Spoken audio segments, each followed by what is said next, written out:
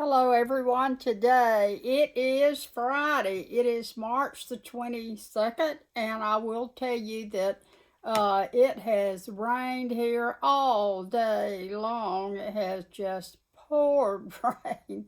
And I'm hearing from friends, John and Linda Omler out in Arizona. They don't have any rain out there and hadn't had any and I don't know when. So praying for them some rain out in Arizona, and I've heard from a lot of you that my channel here, the Peggy Mercer YouTube channel, and the title of the writing session is Writing for Love and Baby Money. Welcome to the land of drawl is what one of my girlfriends says, and I said, you got that right. But anyway and anyhow, I just want everybody to know that we're moving right along with the program on how to write a novel. And so many people have asked me about scenes and plot and so on and so forth that I started this whole session with the discussion of literary elements. I want everybody to be able to realize that you don't just write a book. You don't even just write a book of poetry. You don't write a children's book without really thinking about it. And I'm not one of these people that will tell you not to outline. I'm one of these writers that over the years of my life, I've had enough experience with some really fabulous editors in New York and all around the country. Florida, small publisher published me there. Atlanta publisher published me there. New York, New Jersey. I have had so many wonderful mentors in my life. I've had Terry Kay. I've had Eugenia Price. I've just been blessed with being able to interact back and forth and talk to these great writers, and they have just given me so many points. I will never be able to repay Patty Lee Gouch for some of the advice that she gave me on a children's book that she kind of was working with me on. I will tell you that creating a novel is one of the most satisfying things that you can do. I even read some bad poetry the other day, but I told the girl it's good poetry in a way because it was an enjoyable experience. Now, I do know of people that just write whole composition books full of their thoughts. Well, that is a wonderful thing. But what we're talking about on Writing for Love and Maybe Money is how to write a novel and get it published. How can you write your book so that it is good enough and exciting enough that you can get it published? We talked about literary elements. We talked about character development. And like I told you, I will give you some more hints about that a little bit further down the line. And then we talked about the first little bit of the novel, the first part of the novel. I would say you're going along with what we call the literary detail or element of rise and action.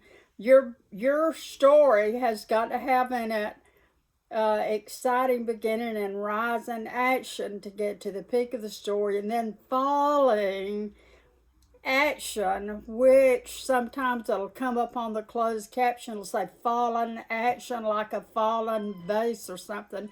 But what I'm saying is falling action. And I do realize I have a southern drawl, and I hope everybody can stay up with me. And I think that they can. I have a cat that's just come up here, and he's probably going to get in the picture in just a minute. Hey, Flora, you want to come over here and talk to me? But I don't guess he does. There he goes. But anyway, so I have a lot going on. Now, what I'm talking about today is creating scenes for your novel. Everybody wants to know how many scenes to create. Do we create one scene for our novel? How long is your novel going to be? We talked extensively about word count. How many words in this book? How many editors have you contacted, and how many lines of at publishers' houses have you looked at for their word count requirements? Because they have word count requirements. A children's book, like some of the children's books that I've written, you see them behind me, they have word count requirements. You don't want to write more than even 500, 750, not more than 1,500 words in a children's storybook, because it's going to have a lot of illustrations. You get that? And then we're talking about writing a novel, which I love the novel format. I totally 100% urge you to take lots of notes as I begin to discuss creating scenes. We've already discussed creating scenes. In a novel, you will have probably between 50 and 60 scenes, give or take a few here and give or take a few there. Every novel is going to be a little bit different, but most novels, the majority of the novels, have 50 or 60 scenes in them. And what that means is per chapter, you're going to have maybe 5 or 6 scenes in that chapter. And so what you're going to have to do with that is you're going to create your scenes a lot just like you create your overall book. You are going to create the scenes in the chapters, and then the chapters go together, and you know what I mean, I make up the whole book. How do you make your book different? How does this book become exciting? It all depends on the scenes in this chapter. It all depends on the overall plot, and then you begin to create the scenes in the chapters. Every scene in your book must have a beginning, a middle, and an end, just like the novel. Just like the novel will have when you get it. You will have a beginning, a middle, and an end to the whole novel. Well, every scene within that chapter has a beginning, a middle, and an end in that scene. If you have 5 scenes, each one of those scenes has a beginning, a middle, and an end. And certain elements that will go in that too a little bit later on down the road.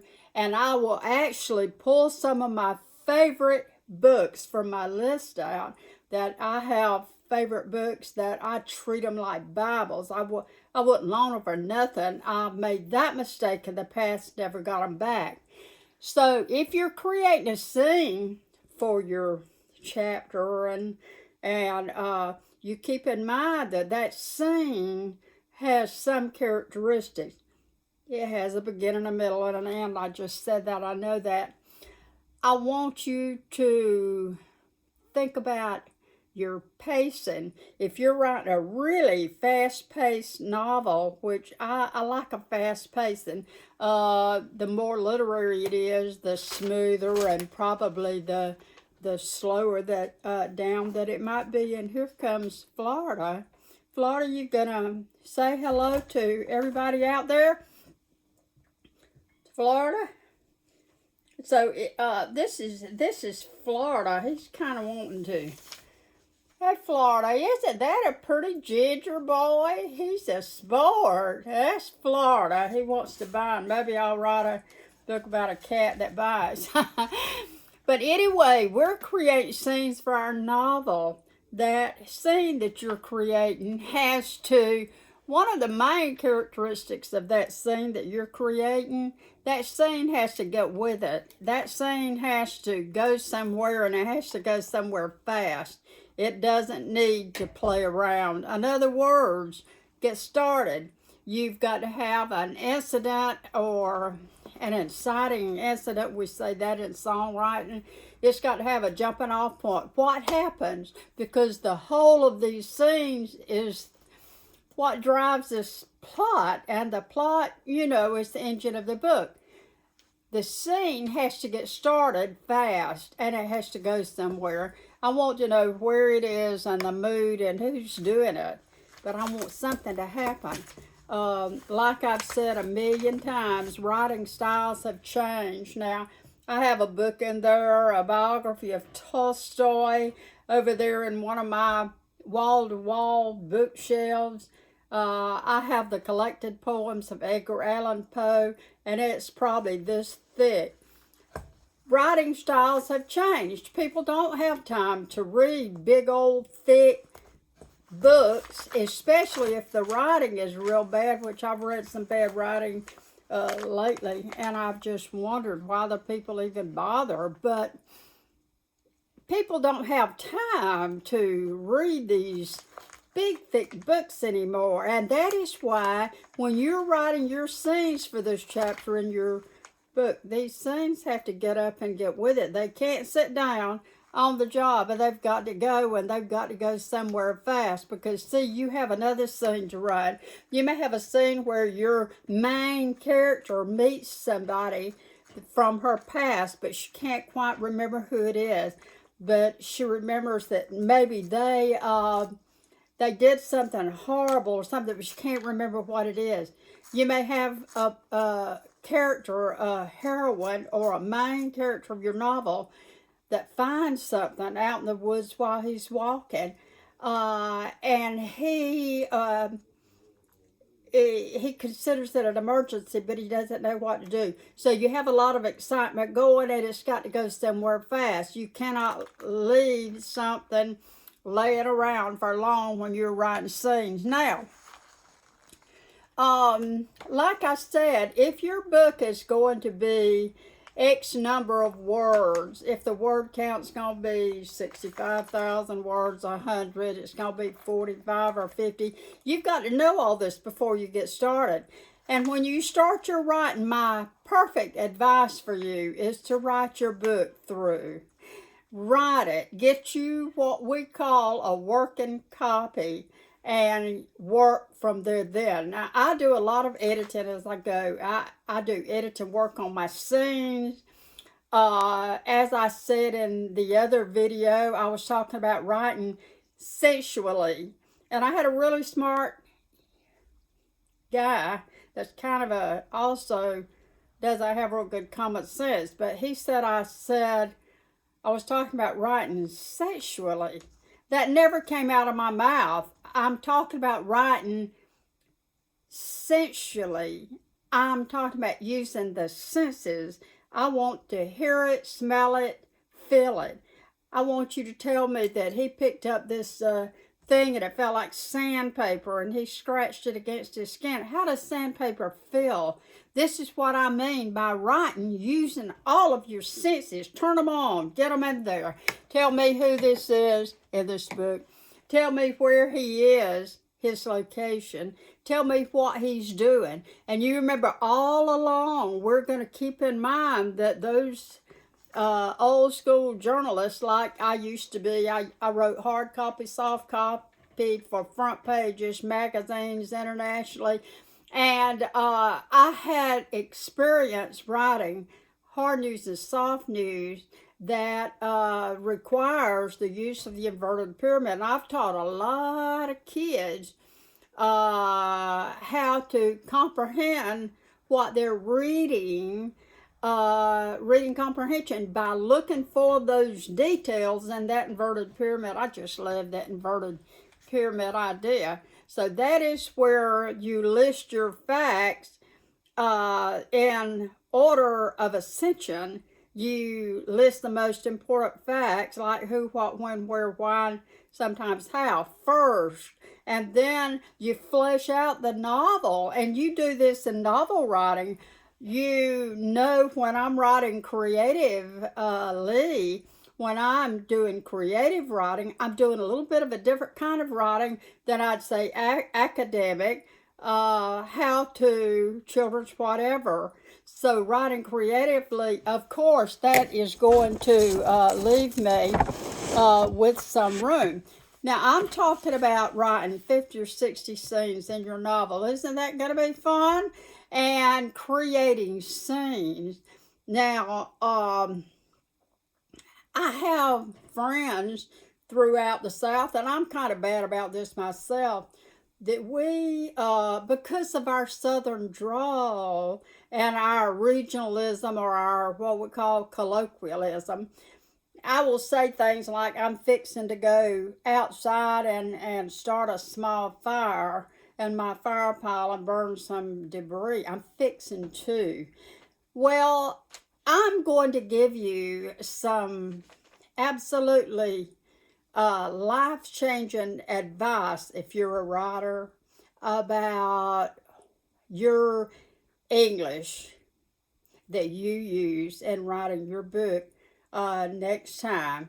And we are going to work on a little bit more on creating scenes as you go. And you remember, I want to smell it, I want to see it in my mind.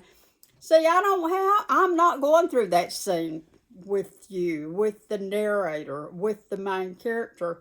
You are, as a writer, you must write yourself ragged if you are a writer to succeed. What do you want to do with your writing? Ask yourself that.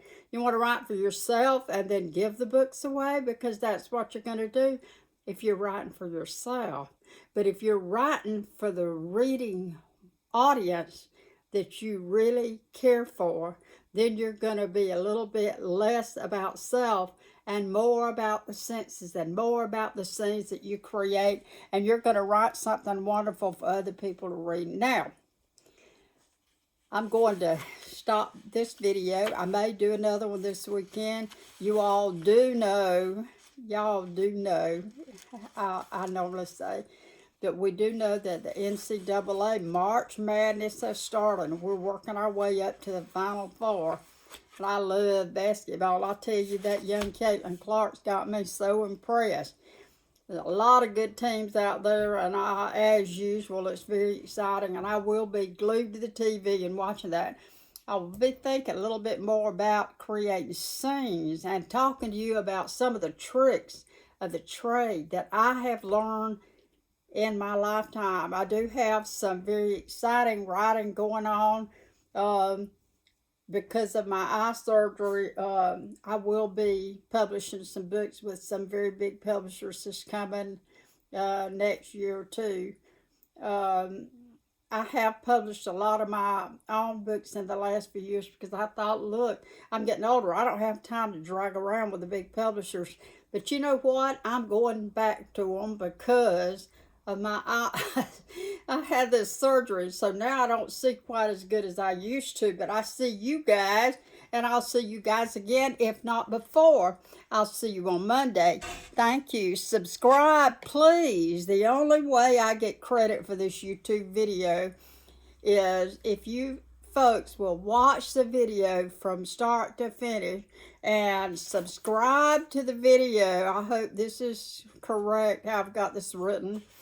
Subscribe to the video, hit the notification bell so you won't miss one. And I've got some real exciting videos coming up. And I hope you've enjoyed this one. I hope that I have been helping you with learning how to write.